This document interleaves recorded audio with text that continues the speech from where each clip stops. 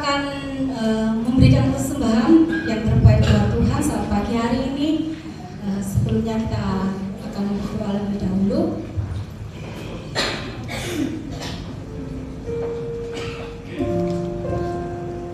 Terima kasih Tuhan Yesus, kami mengucap syukur atas kasih juga anugerah pada pagi hari ini Bapak, sehingga kami bisa hadir di tempat ini untuk memuji dan memuliakan nama-Mu. Tuhan, kami sudah menaikkan puji-pujian, biarlah puji-pujian ini menjadi doa yang harus di hadapan-Mu. Sebentar kami akan memberikan persembahan, ya Bapak, berkati kami yang sudah memberi ataupun yang belum memberi. Dan biarlah persembahan yang kami berikan ini bisa menjadi alam-Mu di tempat ini. Terima kasih Tuhan Yesus, terima kasih. Dalam nama Tuhan Yesus kami mengucap syukur dan berdoa. Amin. Amin. Saya persilakan yang bertugas Saudari Sesta dan Kesia. Kita akan naikkan satu pujian. Jalan hidup orang benar, senantiasa diterangi oleh kebenaran firman Tuhan. Jalan hidup orang benar diterangi oleh cahaya firman Tuhan. Jalan hidup orang benar semakin cerah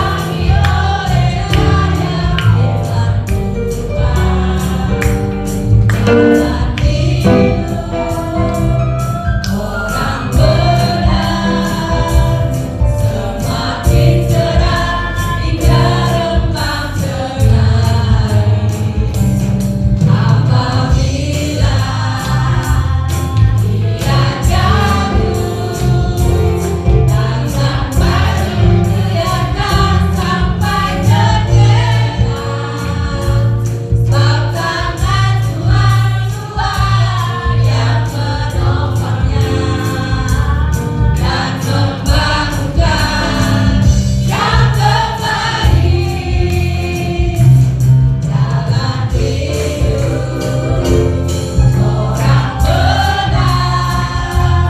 diterangi oleh cahaya firman Tuhan. Jalan hidup orang benar semakin terang hingga rembang ternari. Apabila ia jatuh, jangan dibiarkan sampai terlena, sebab tangan Tuhan Tuhan yang menopangnya dan membangunkan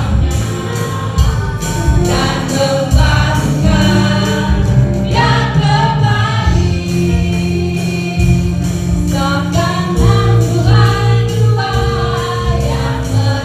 menopangnya dan membangunkan yang kembali. Dan membangunkan yang kembali. Puji Tuhan, pujian ini mengatakan ya bahwa sekalipun orang benar jatuh, tapi Tuhan tidak membiarkan kita tergeletak. Karena apa? Karena ada pertolongan dan tangan Tuhan yang senantiasa menopang kita.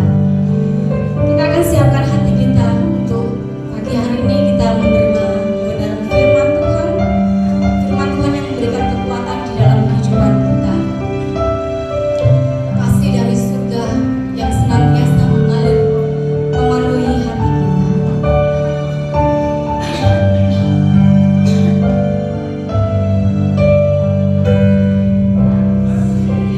Dari surga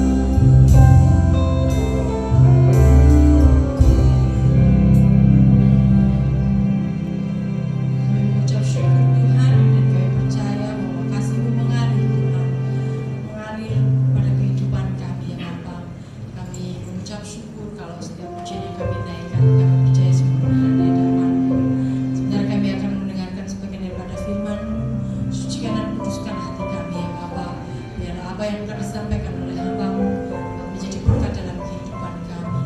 Apapun firman-Mu hari ini ya Tuhan, kami yakin percaya semuanya Tuhan untuk memberikan Tuhan kehidupan kami semakin lebih dekat kepada-Mu.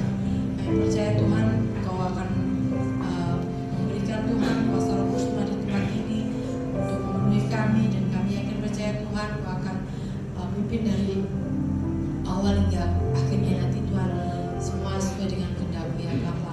Dan biarlah hamba-Mu yang akan menyampaikan Tuhan, memberikan nikmat dan akal kudus tentang bijaksana daripada-Mu.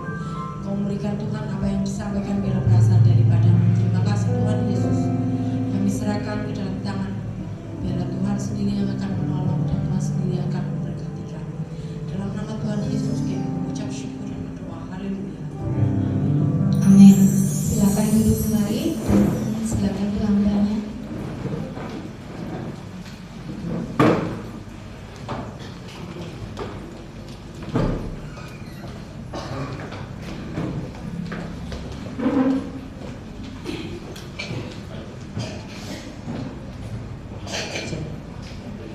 Shalom. Shalom. Apa kabar?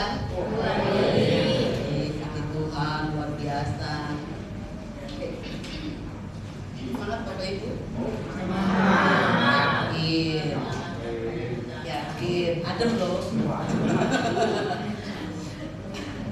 Ayo, mari kita sama-sama kita kumandangkan dengan semangat di diri kita. Semangat mengalahkan. Bersama-sama. Semangat. Semangat mengalahkan. Coba ditepuk pinggirnya. Semangat. Ayo.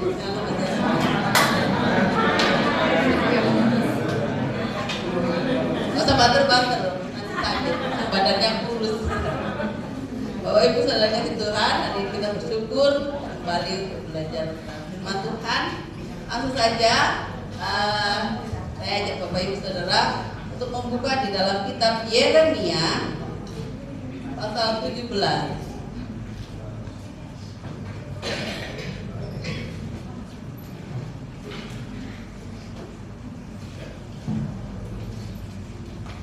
Yeremia pasal 17, di bacaannya agak banyak. Apa ya Bapak Ibu ya? Kita belajar firman Tuhan. Kemarin saya dengar anak-anak remaja ditanyai Pak Hendra, kenapa kamu baca firman Tuhan? Bapak Ibu, kenapa membaca firman Tuhan? Supaya dekat sama Tuhan. Supaya tahu jalan kebenaran. Kita baca firman Tuhan supaya tidak sesat. Lainnya lagi mengerti kehendak Tuhan. Mari kita akan baca firman Tuhan hari ini supaya saya harap Bapak Ibu tidak bosan ya, karena tadi sudah disampaikan kalau kita baca firman Tuhan kita nggak tersesat, kita mengenal Tuhan, kita tahu jalan yang benar ya, kita tahu apa yang harus kita lakukan ya. Jadi hari ini kita akan baca di dalam Yeremia pasal 17 ayat 18. Saya akan membacakan ayat ganjil, Bapak Ibu Saudara akan membacakan ayat genap. Semoga saya bisa lihat di depan, karena Alkitab saya baru Bapak Ibu, saya tahu. Nah, ini DB2, jadi nanti ada kata-katanya yang tidak sama. Di depan. Yeremia pasal 17 ayat 1, mulai ayat 1 Pak Mani. Ya. Yeremia dan dosa bangsanya yang keras hati. Dosa Yehuda tertulis dengan pena besi bermata intan, terukir pada loh hati mereka dan pada tanduk-tanduk mesbah mereka. Sebagai peringatan terhadap mereka, mesbah mereka dan tiang-tiang mereka memang ada di samping pohon yang rimbun, di atas bukit yang tinggi. Di gunung-gunung, di padang, harta kekayaanmu dan segala perbendaharaan-mu akan kuberikan sebagai rampasan, sebagai ganjaran atas dosamu di seluruh wilayah. Engkau terpaksa lepas tangan dari milik pusakamu yang telah kuberikan kepadamu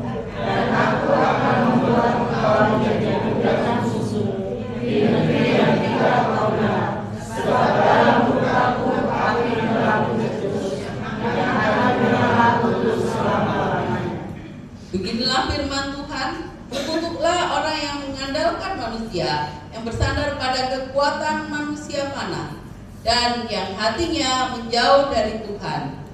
Ia akan seperti semak bulus di padang belantara. Ia tidak akan mengalami datangnya keadaan baik.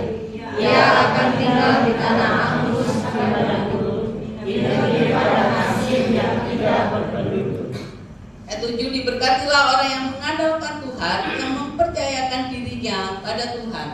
Ia adalah seperti pohon yang ditanam di tepi air, yang merapatkan akar-akarnya ke tepi batang air, dan yang tidak mengalami datangnya panas terik, yang daunnya tetap hijau, yang tidak khawatir dalam tahun kering, dan yang tidak berhenti menghasilkan buah.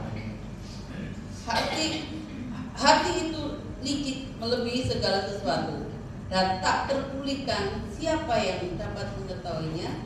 Aku Tuhan yang menyelidiki hati, yang menguji batin, untuk memberi balasan pada setiap orang setimpal dengan tingkah lakunya, setimpal dengan hasil perbuatannya.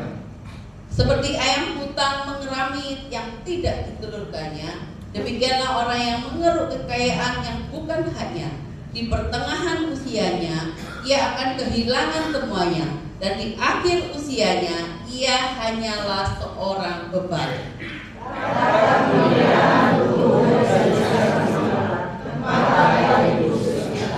Dia Tuhan pengharapan Israel. Semua orang yang meninggalkan engkau akan mendapat malu.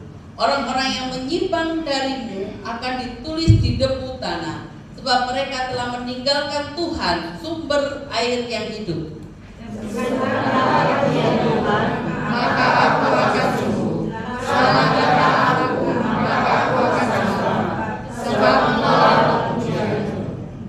Sesungguhnya mereka berkata kepadamu, di mana firman Tuhan itu? Biarlah itu terjadi.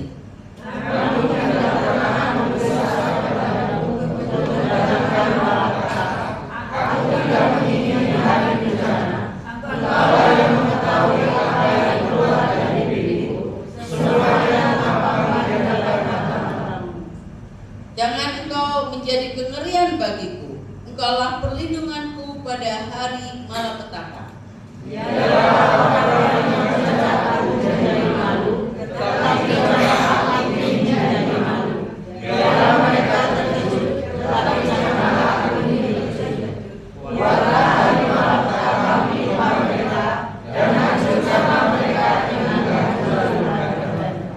Amin. Demikianlah pembacaan firman Tuhan yang terambil dari kitab Yeremia pasal 17 ayat 1 sampai 18.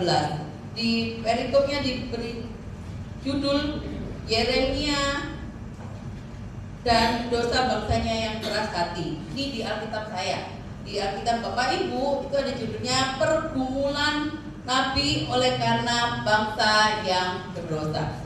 Bapak Ibu saudara kasih Tuhan, kalau kita membaca firman Tuhan ini, ayat yang paling terkenal, yang paling sering Bapak Ibu dengar adalah terkutuklah orang yang mengandalkan manusia. Benar ya? Sama diberkatilah orang yang mengandalkan manusia. Apa Tuhan? Tuhan. Ya, ayat 5 sampai 8. Nah, kita akan berbicara tentang mengandalkan manusia versus mengandalkan Tuhan. Bapak Ibu saudara kasih Tuhan, saya akan mulai dari sejarahnya. Jadi kitab Yeremia ini ditulis pada masa sebelum dan selama pembuangan di Babilonia. Ada sekitar 626 sampai 586 sebelum Masehi, ya. Jadi jauh sebelum ada Yesus, ya. Kemudian Yeremia ini adalah nabi yang diutus Tuhan untuk memperingatkan bangsa Israel tentang konsekuensi dari ketidaktaatan mereka. Ya. Jadi pada saat itu Yerusalem itu berada di bawah ancaman invasi Babilonia dan banyak orang Israel itu terlibat di dalam penyembahan berhala serta praktek yang tidak adil. Jadi kalau di Alkitab TB baru, di TB2, TB itu terjemahan baru yang versi yang kedua itu ada beberapa kata yang dimudahkan. Jadi mungkin ini bahasanya agak takut, kemudian dimudahkan di dalam Alkitab ini. Nah, Bapak Ibu, di Alkitab saya itu ditulis Yeremia dan dosa bangsa yang keras hati. Ya, kita tahu bangsa Israel itu bangsa yang keras hati, tegar tengkuk, susah untuk dikandani, ya, susah untuk dinasehati, diberitahu, ya. Bapak Ibu kalau punya anak, angel tuturannya ya apa? Di jewet, iling. Kalau sudah besar, digetak, disentak. Terus siapa lagi? Kalau sudah besar lagi, loh, mani anaknya wes SMA gitu, SMA gede-gede loh, ya. Nah, ya Pak, nah, kalau anak itu gak iso dikandani. Oh, di Jarno mah enak ya, anak-anak kalau di Jarno enak nggak? Loh, cukup. Iya, spray enak kalau mama mau berwis tenang. Jadi main game sampai motoe gitu ya, sampai baterai detek gitu ya. Sekarang itu ngomel soalnya gitu ya. Nah, Bapak Ibu Saudara, dapet kita. Itu lebih parah orang Israel, saudara. Ya, parah mereka itu. Ya, kalau kita lihat konteks budaya, jadi masyarakat Israel pada waktu itu sangat dipengaruhi oleh budaya sekitar. Ya, ada praktek penyembahan dewa-dewa asing. Nah, ini yang menyebabkan mereka itu mengabaikan hukum Tuhan. Ya, kalau kita Yeremia itu sama Musa itu jauh, ya, dan hukum Taurat itu sudah ada, peraturan Tuhan itu sudah ada, ya. Nah, jadi karena mereka itu di bawah penjajahan, ya, maksudnya di bawah kekuasaan Babilonia, ya. Jadi mereka ikut terpengaruh dengan masyarakat yang ada di situ, ya, bangsa yang ada di situ. Jadi mereka ikut-ikut dan akhirnya masuk di dalam penyembahan berhala. Kemudian juga adanya kepercayaan yang kuat kepada kekuatan politik, ya, karena bangsanya itu besar. Jadi dia yakin, wah, tentaranya hebat, pasti kalau perang menangan gitu ya. Nah, jadi mereka percaya pada kekuatan politik dan militer. Jadi itulah yang akhirnya mengalihkan perhatian mereka dan kebergantungan bangsa Israel kepada Tuhan. Ya, kalau kita lihat tadinya itu Tuhan itu langsung nolong mereka. Kalau lihat di zaman mereka keluar dari tanah Mesir, itu Tuhan itu nolong mereka langsung. Kalau siang nggak kepanasan, karena ada apa? Yang aman. Kalau malam tidak kegelapan, karena belum ada listrik, Bapak Ibu, ya. Mereka tidak gelap, karena ada apa? Ya, tiang api. Dan mereka tidak kelaparan, karena Tuhan memberikan makanan langsung turun dari surga, mana? Ya, bosan makan mana? Minta daging. Dikasih apa? Daging pusak belengere, ya. Dan banyak hal Tuhan lakukan kepada bangsa Israel, ya. Jadi Tuhan langsung melakukan hal besar kepada bangsa Israel. Tapi bangsa ini dasar bangsa yang tegar tengkuk, tidak tahu berterima kasih, bangsa yang keras kepala, keras hati, ya. Jadi ini yang terjadi pada mereka. Jadi mereka melakukan melakukan apa yang mereka suka, ya. Mereka sudah tidak peduli Tuhan, nggak peduli hukum-hukum Tuhan, yang mengabaikan, ya. Juga melakukan ketidakadilan dan ketidaktaatan kepada Tuhan. Nah, jadi meskipun Tuhan kirimkan nabi-nabinya, ya, termasuk Yeremia, mereka tidak memperhatikan, dia tidak mempedulikan apa yang disampaikan oleh Nabi Tuhan. Ya, kalau Tuhan ngomong langsung bahaya, makanya Tuhan pakai Nabi, orang-orang yang dipilih untuk menyampaikan pesan Tuhan kepada masyarakat waktu itu. Nah, Bapak Ibu Saudara kasih Tuhan, itu konteks sejarah dan budaya yang ada di kitab Yeremia ini. Nah, kita masuk di dalam pasal ke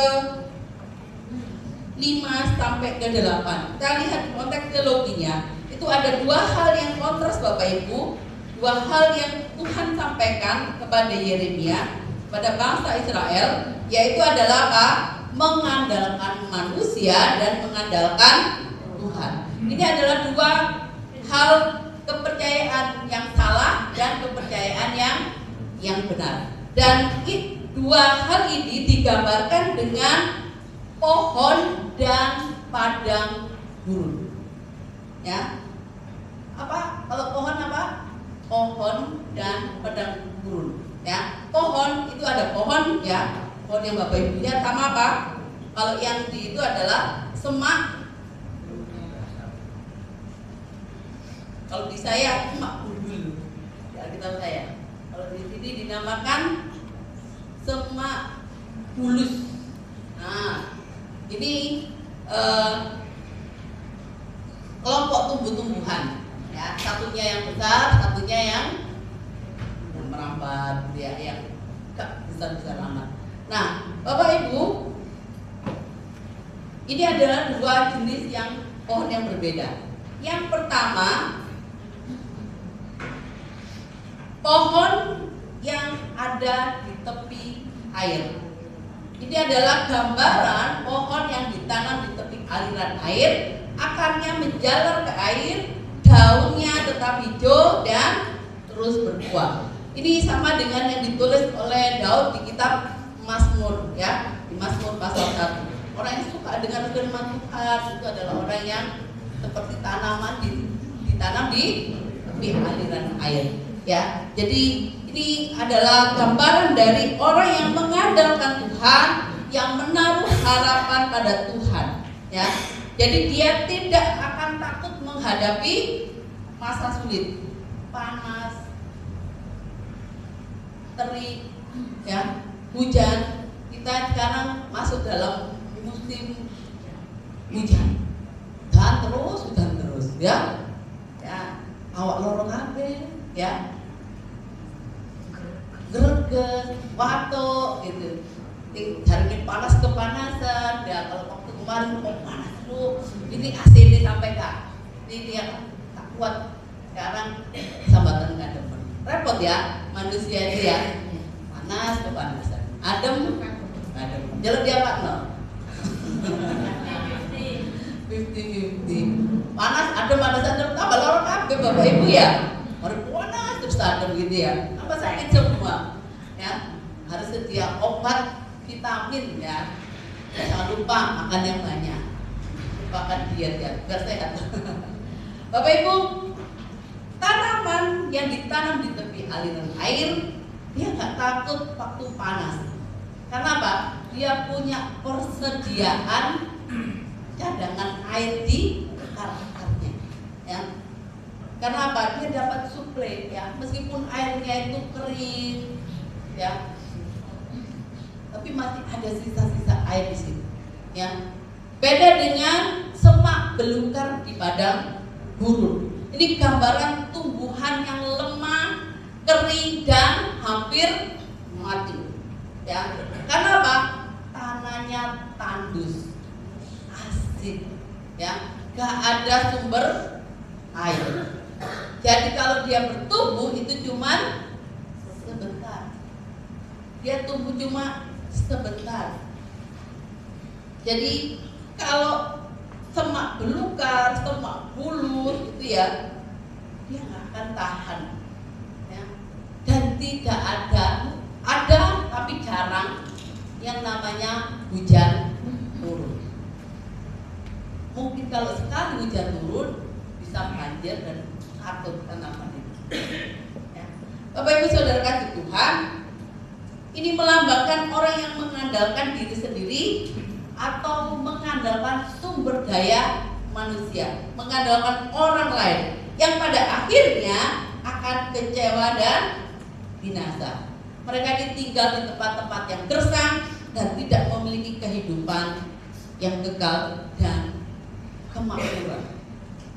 Tidak ada berkat yang bisa dinikmati oleh mereka. Bapak Ibu Saudara kasih Tuhan, kita melihat alasan Tuhan mengutuk orang yang mengandalkan manusia. Kita tadi sudah lihat semak belukar dan pohon yang ditanam di tepi aliran air. Orang yang mengandalkan manusia, ya, alasannya yang pertama kita lihat di dalam kitab Yeremia ini. Bangsa Israel itu melakukan penyembahan berhala, ya. Dia mengakui ada kuasa lain daripada Allah, ya. Mengakui kemampuan pihak lain, mengakui bahwa selain Tuhan ada yang berkuasa. Bapak Ibu Saudara Tuhan, saya tidak tahu, barangkali mungkin ada yang pergi ke orang-orang pinter dia, terus merasa kalau saya dengar cerita, iyo, ternyata memang bisa dia melakukan sesuatu yang dikatakan apa? Supranatural. Ya. Jadi ketika orang itu menyatakan bahwa selain Tuhan ada yang bisa melakukan, dia mempercayai hal itu, ya. Dia merasa mampu, dia merasa bahwa kekuatan lain itu, ya, di luar Tuhan itu bisa melakukan apa yang menjadi keinginannya.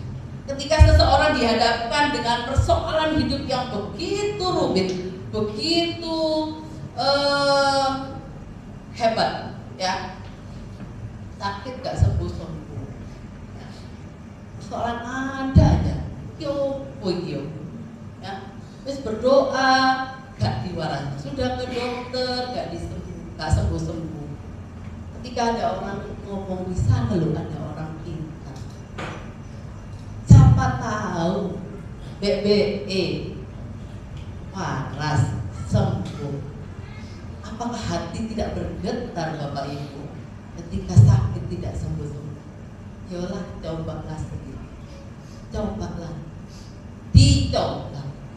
Awalnya coba-coba, terus lah kok enak. Anak-anak kita, ya, awalnya coba-coba, lah kok enak, loh ternyata iya, waras. Ada Bapak Ibu, Bapak Ibu, ketika kita mengandalkan kekuatan lain, mengandalkan manusia, Tuhan bilang apa? Terkutuk, ya. Terkutuk. Kita tidak bisa tanpa Tuhan. Yang kedua, alasan Tuhan mengutuk orang yang mengandalkan manusia, ya. Di dalam kitab Yeremia itu, Bapak Ibu kalau baca, bangsa Israel itu percaya sekali sama berhala-berhala. Dia melakukan ritual apa saja itu, meskipun sulit dia lakukan, pasti gitu ya.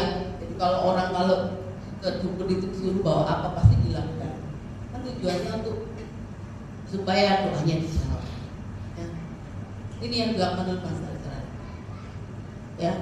Yang kedua, alasan Tuhan mengutuk orang yang mengandalkan manusia, yaitu kepercayaan kuat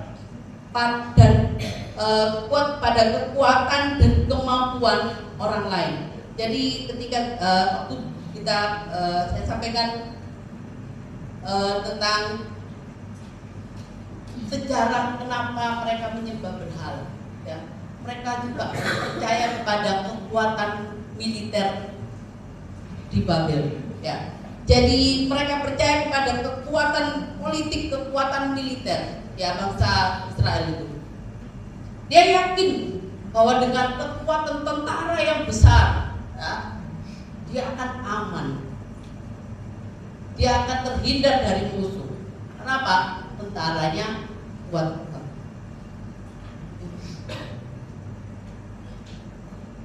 Bapak Ibu, ketika bangsa Israel yang dipimpin oleh Yosua mengelilingi tembok Yeriko, tembok Yeriko pasti ada tentaranya yang kuat, ya. Hanya mereka disuruh Tuhan perang atau bagaimana? Disuruh cuma apa? Muterin doang, muterin aja. Yang terjadi apa? Tembok itu ketika orang kusta yang ada di pintu gerbang itu ya, saya lupa. Ketika orang kusta itu kan duduk terus ngomong kalau kita masuk ke kota kita mati karena kota lagi ada apa? Ada kelaparan. Kalau kita masuk ke perkemahan para musuh kita juga akan mati. Terus salah satunya bilang gini, ya sudahlah kita masuk ke ini. Kalau mati biarlah mati. Bapak Ibu Saudara, ketika Tuhan menyertai, apa yang terjadi? Sekarang Filistin ya kalau tidak salah ya. Saudara cari, saya lupa. Mereka itu cuma dikasih dengar sama Tuhan. Ada suara kereta pasukan berkuda rame-rame dan mereka lagi istirahat. Yang terjadi apa? Mereka lari kocar kacir dan dibiarkanlah perkemahan itu apa? Kosong. Dan yang terjadi apa? Orang kusta itu lihat tuh gak ada orang. Dia bisa menikmati berkat. Saudara, sekuat apapun tentara, ya, panglima perang sehebat apapun, kalau kita mempercayai mereka lebih daripada Tuhan, kita dikutuk mereka. Kita mempercayai orang-orang yang hebat. Oh, saya punya order di sana. Saudara punya masalah apa? Mungkin masalah berhubungan dengan instansi pemerintah, ya. Saudara bilang, oh saya ada. Saudara, jangan mengandalkan manusia. Ya, kita mempercayai kekuatan, kemampuan manusia lebih dari yang Tuhan miliki. Kita akan dikutuk. Ya. Yang ketiga, alasan Tuhan mengutuk orang yang mengandalkan manusia. Bangsa Israel itu tidak taat akan suara Nabi, seorang hamba Tuhan yang dipilih Tuhan, yang diurapi Tuhan. Itu ketika menyampaikan firman itu berasal dari Tuhan. Ketika orang mendengar suara hambanya, itu adalah mewakili suara Tuhan. Jadi ketika bangsa Israel mendengar suara dari Nabi Yeremia itu adalah nabi yang dipilih Tuhan sejak dari kandungan, ya. Tetapi bangsa Israel tidak mempercayainya. Ya. Sampai kalau saudara baca di selanjutnya, Yeremia itu sampai pegel. Kalau istilah saya, ada istilahnya apa? Jenuh. Ya, makanya saya tadi di awal Bapak Ibu kalau punya anak dituturi bolak-balik, apa yang terjadi? Saudara apa? Ya, terus gak direken. Masuk Yeremia itu jenuh, kesel, nah, mangkel. Kalau diteruskan mangkel, mangarut ekor. Bapak Ibu Saudara, hamba Tuhan Yeremia ini juga manusia. Ketika menyampaikan firman Tuhan kayak ini siapa? Yunus ya. Percuma Tuhan dikandani. Kalau harus gak esok bertobat, keras hatinya. Tapi Tuhan itu mengasihi bangsa ini, saudara. Ya. Jadi kalau kita lihat di dalam Yeremia 20 ya, Yeremia pasal ayat 27, Yeremia 17 ayat 27. Ini tentang menguduskan hari Sabat. Kita lihat di ayat 27. Akan tetapi apabila kamu tidak mendengarkan aku untuk menguduskan hari Sabat dan tidak mengangkut barang melalui pintu-pintu gerbang Yerusalem, pada hari Sabat, maka pintu-pintu gerbangnya aku akan menyalakan api yang akan memakan habis puri-puri Yerusalem dan yang tak terpadamkan. Ayat 17 ayat 27.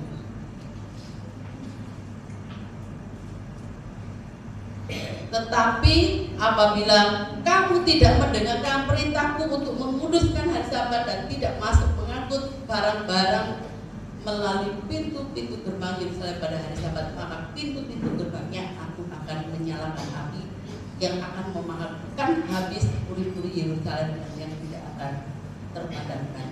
Ini ketika orang tidak mau mendengarkan dan melakukan firman Tuhan, ada hukumannya, ya. Jadi ini alasan Tuhan mengutuk orang-orang yang mengandalkan manusia. Jadi ketika kita tidak mentaati, maka ada konsekuensinya. Tapi saudara, apa yang alasan Tuhan memberkati orang yang mengandalkan Tuhan? Apa alasannya Tuhan memberkati orang yang mengandalkan Dia? Yang pertama, Bapak Ibu, adanya pengakuan bahwa Tuhan itu berkuasa. Di dalam pasal 17 ayat 1 sampai 18, ini ada 5 pengakuan Yeremia kepada Tuhan. Di ayat 1 itu merupakan pengakuan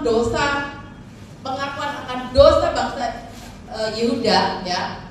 Pengakuan akan dosa Yehuda yang mendalam. Jadi Yeremia menyatakan bahwa dosa bangsa Yehuda itu ditulis dengan apa? Pena besi dan mata intan. Jadi tulisan dosanya itu kalau ditulis dengan pena besi bisa hilang nggak? Berarti dia ada kemungkinan dosanya dihapus nggak? Ya, saking bahasa sini ya, saking nemene.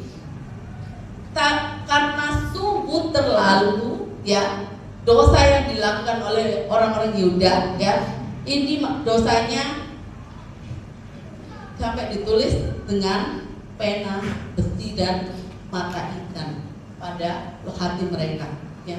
Jadi betapa mengakal dan permanennya dosa yang mereka lakukan di hadapan. Yang kedua, di ayat ke-5 sampai 8 ini adalah pengakuan tentang kutuk karena mengandalkan manusia dan berkat karena mengandalkan Tuhan. Jadi Yeremia itu mengakui bahwa orang-orang yang mengandalkan manusia, mengandalkan kekuatannya sendiri itu terkutuk. Sebaliknya orang yang mengandalkan Tuhan itu diberkati karena ia menaruh harapannya kepada Tuhan. Di ayat 5 sampai 8. Ayat 9 sampai ke 10 itu Yeremia mengaku bahwa kemahatauan Tuhan itu besar atas hati manusia. Allah Maha tahu, ya. Hati itu licik, betapa liciknya hati, lebih licik dari segala sesuatu. Orang kalau punya hati licik itu bisa dideteksi gak? Bisa dilihat gak? Gak bisa.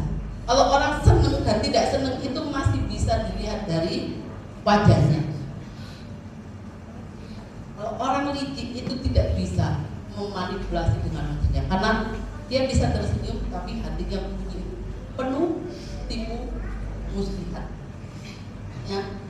Tapi meskipun manusia tidak tahu, tapi Tuhan tahu.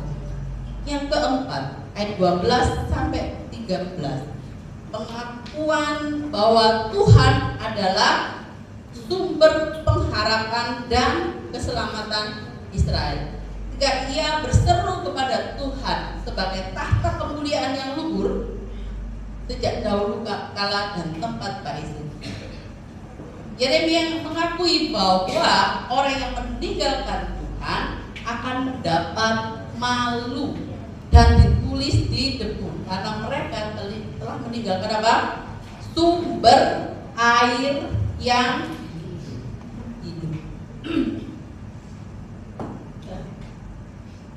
orang yang meninggalkan Tuhan itu akan mendapatkan apa? Malu. Karena ia meninggalkan sumber air yang hidup. Saudara, manusia ini kalau nggak makan masih bisa bertahan dalam hidupnya. Tapi kalau tidak minum, kira-kira bertahan berapa lama? Menurut ilmu kedokteran, 3 hari. Kalau tidak minum,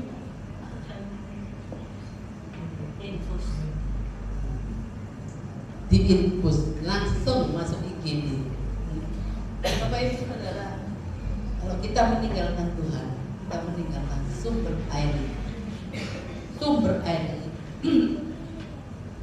Jadi kalau kita masih ada di dalam Tuhan, kita ada bersama dengan sumber air. Yang kelima, pengakuan Yeremia ayat 14 sampai 18 itu pengakuan permohonan perlindungan dan kesembuhan di tengah penganiayaan, ejekan, sampai orang bertanya di mana firman itu? Ya, di mana firman itu? Yeremia memohon kepada Tuhan untuk disembuhkan dan diselamatkan. Dia mengakui bahwa hanya Tuhanlah pujiannya. Ia meminta agar Tuhan menjadi tempat perlindungannya di hari malapetaka dan mendatangkan apa? Malu kepada pengejar-pengejarnya, bukan kepada Yeremia. Saudara, adanya pengakuan bahwa Tuhan itu berkuasa. Jadi kalau kita mau diberkati, mari andalkan Tuhan, mengakui Tuhan bahwa Tuhan itu berkuasa. Yang kedua, mengakui kelemahan diri, ya, sehingga kita perlu kekuatan daripada Tuhan. Ya, makanya kalau Mbak itu kita ada doa syafaat jam 10 itu, lagu wajib kita itu adalah apa? Kekuatan di hidupku ku dapat dalam Yesus. Bukan berarti yang enom-enom yang masih muda ini gak perlu kekuatan. Nah, karena ya saudara pasti tuh iya, soalnya Mbak itu kan jalannya sudah tidak kuat, ya kan? Suruh balapan lari pasti gak mungkin, ya kan? Ngangkat berat-berat gak mungkin, ya kan? Pasti butuh kekuatan, ya, butuh sehat. Makanya langsungnya itu bukan semua kita itu butuh kekuatan dari Tuhan, ya. Saudara, kalau kita tidak ada kekuatan dari Tuhan, nggak tahu kita bisa sampai hari ini, tapi mungkin kita tidak secerah hari ini wajahnya, ya. Meskipun saudara Tino tegang, gitu saja pasti kelihatan Bapak Ibu ini dalam keadaan sehat, keluarganya bahagia, ya kan? Ya, ini masih tengah-tengah, dompetnya masih ada, gitu ya. Ya, dompetnya masih ada, dompetnya isinya nggak tahu. Oh, ada itu yang kotak-kotak itu, ya. Kan itu banyak duitnya itu ya. Kalau anak kecil minta uang, mau bilang, "Ma, minta uang, nggak punya uang." Kayak itu di ATM kan masih ada. Iya, di ATM tuh duitnya gitu, tapi kan bukan duitnya mama gitu ya. Ya, tinggal ambil aja. Saya pikir anak kecil dulu sama di Olin. Ternyata teman saya itu yang pengusaha. Itu kalau cerita anaknya juga gitu. Oh, mama kan bisa ambil di ATM. Dulu anaknya masih kecil itu. Mama kan bisa ambil di ATM, kan ada uangnya gitu. Iya, memang ada uangnya, kan bukan buat uangnya mama, uangnya bank. Kalau di rekening ada uang, baru kita bisa ambil. Ya. Nah, jadi kalau kita sampai hari ini bisa ada, itu kalau kita ada kekuatan supranatural daripada Tuhan melewati hari-hari. Bapak Ibu Saudara, saya yakin dari sekian banyak yang hadir, semuanya pasti punya pergumulan hidup masing-masing, benar? Ya, jadi yang itu sebagian saya tahu, tetapi saya tahu sungguh salut. Ini semua karena Tuhan, ya. Soalnya apa? Kalau Kalau Bapak Ibu sampai hari ini bisa kuat, itu karena Bapak Ibu nurut sama Tuhan. Benar nggak? Kalau nggak nurut, nggak dengar suara Tuhan, nggak melakukannya, Bapak Ibu nggak bisa sampai hari ini. Karena apa? Kalau saudara nggak dengar suara Tuhan, misalnya kalau ada pembelaan, sabar ya, mau dari orang tua lah, dari orang tua lah, dari anak lah, dari tetangga lah, ya, saudara nggak sabar, ada kekuatan kesabaran. Yang terjadi adalah apa? Ada perang dunia ke berapa kali ya? Bapak Ibu saudara Tuhan, kalau sampai hari ini ada, itu karena kita mengakui bahwa kita itu manusia yang lemah, yang tidak berdaya. Kita butuh Tuhan. Ya, di dalam pasal 16 ayat 19 sampai 21 dikatakan, ya Tuhan kekuatan dan benteng, tempat pengungsianku pada hari kesesakan.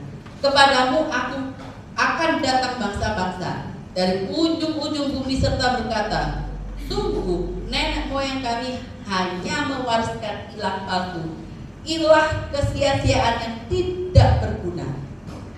Dapatkah manusia membuat ilah-ilah bagi dirinya sendiri? Yang dibuatnya itu bukan Allah. Sebab itu ketahuilah, aku mau memberitahukan kepada mereka.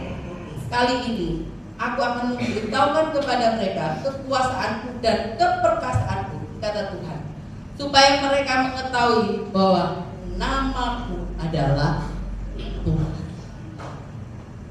Jadi kita mengakui bahwa kita itu manusia yang lemah, tidak berdaya. Makanya kita perlu kekuatan Tuhan sang pemilik kehidupan. Yang terakhir, alasan mengapa Tuhan memberkati orang-orang yang mengandalkan Tuhan. Yang ketiga adalah mentaati suara Tuhan. Tadi yang di bagian mengapa Allah mengutuk itu orang-orang tidak mau mendengarkan suara Tuhan. Yang bagian ini adalah mentaati suara Tuhan dan melakukannya. Di ayat 24 sampai 25 dikatakan, Yeremia 17 ayat 24-25, apabila kamu sungguh-sungguh mendengarkan aku, demikianlah firman Tuhan, dan tidak membawa barang-barang melalui pintu-pintu gerbang kota ini pada hari Sabat, tetapi menguduskan hari Sabat dan tidak melakukan pekerjaan apapun pada hari itu, maka melalui pintu-pintu gerbang kota ini akan masuk raja-raja dan pemuka-pemuka yang akan duduk di atas tahta Daud dengan mengendarai kereta dan kuda. Mereka dan pemuka-pemuka mereka, orang-orang Yehuda dan penduduk Yerusalem. Kota ini akan dihuni orang untuk selama-lamanya.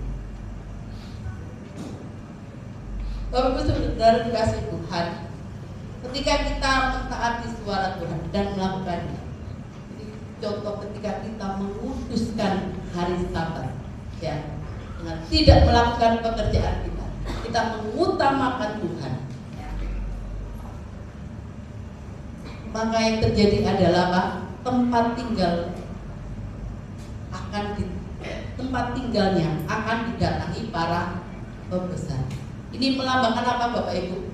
Ini melambangkan kekuasaan dan kejayaan, ya. Jadi Yerusalem itu akan mengalami masa keemasan dan Yerusalem itu akan terus dihuni oleh orang-orang dan penduduknya selama-lamanya.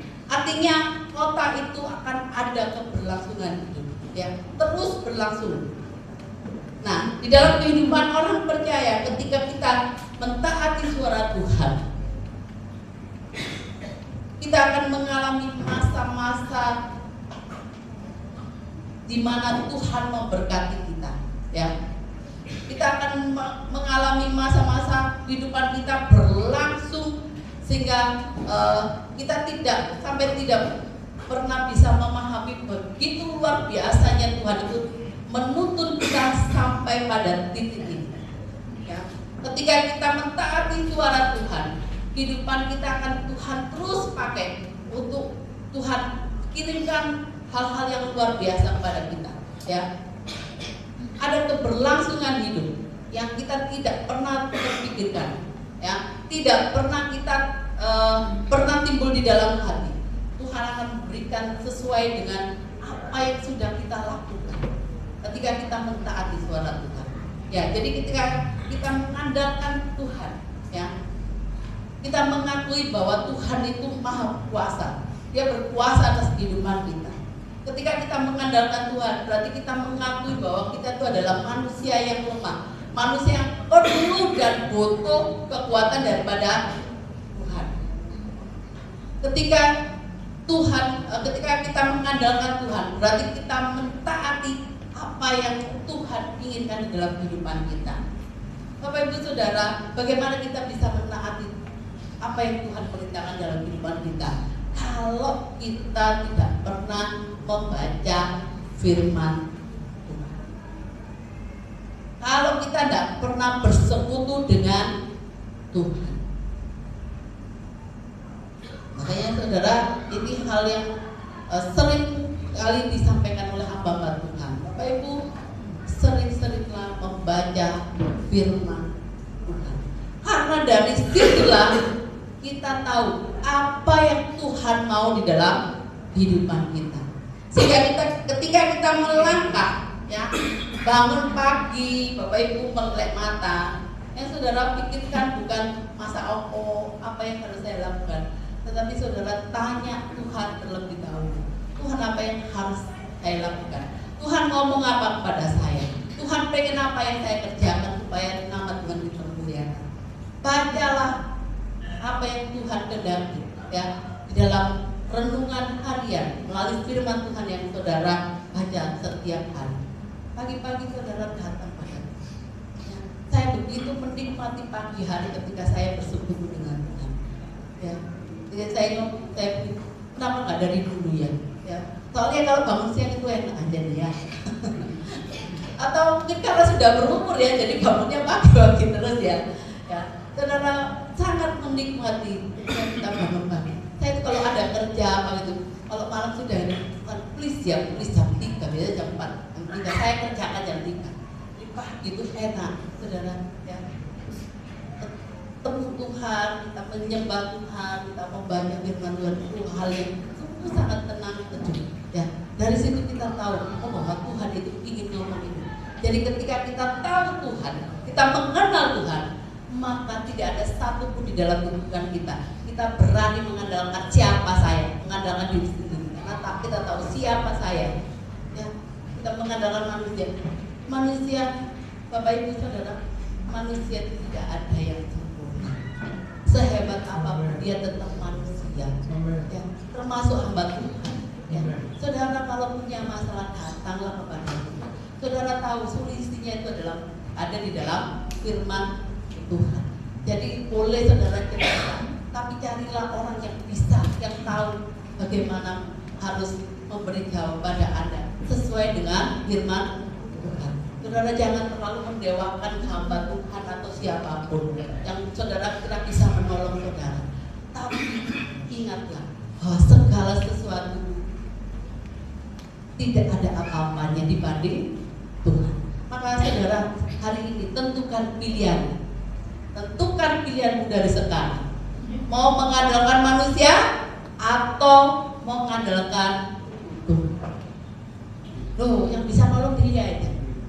Berdoalah. Kalau memang Tuhan suruh orang itu untuk menolong saudara, dia akan pakai, Tuhan akan pakai dia. Tapi kalau tidak, Tuhan akan pakai. Bapak Ibu Saudara, saya teringat Natal besok kita punya target. Kita akan memberkati orang-orang sekitar kita dengan sembako satu paket 100.000. Berarti kita butuh berapa? 20 juta. 10 juta, sorry ya, 10 juta. Itu selain untuk kita Natal bersama.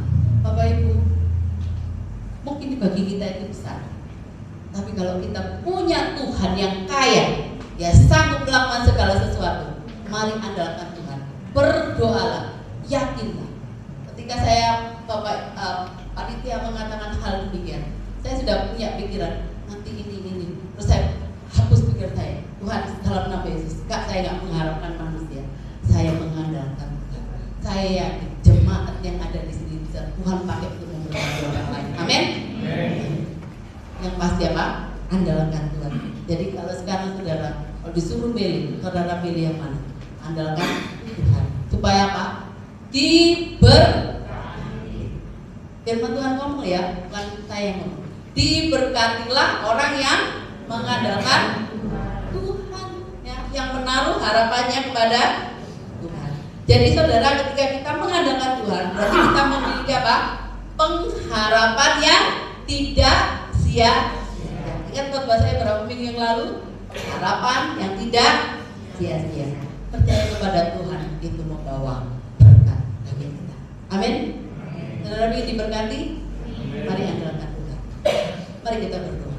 Bapa di dalam surga, kamu sudah selesai untuk menyampaikan firman. Dengan segala keterbatasan yang ada, kami percaya Roh Kudus akan memampukan pada setiap kami untuk boleh memahami, mengerti. Khususnya kami harus mengandalkan Tuhan di dalam segala sesuatu. Karena Tuhan Kau yang berkuasa atas kehidupan kami. Kau sanggup melakukan banyak hal dari yang tidak ada menjadi ada. Kau sanggup melakukan segala hal. Apapun yang menjadi pergumulan kami, Tuhan turut bercampur-campur. Karena Tuhan Kau mengasihkan orang-orang yang menaruh pengharapan kepada Tuhan, yang mengandalkan Tuhan dalam segala sesuatu. Dan kami serahkan seluruh kehidupan anak-anak Tuhan yang ada di tempat ini, yang hadir pada saat ini. Tidak ada satupun yang lepas dari genggaman tangan. Tidak ada satupun yang Tuhan tidak berkati, karena mereka mengandalkan Tuhan. Biarlah hari ini Tuhan, hati kami penuh dengan ucapan syukur, karena kami tahu punya pengharapan yang kekal, pengharapan yang kekal, karena Engkau adalah andalan kami dalam setiap segi kehidupan kami. Engkau tidak pernah meninggalkan kami. Terima kasih Bapa di dalam surga. Kami menyerahkan semua dalam Kamu dalam nama Tuhan Yesus. Kami berdoa dan berdoa. Amin.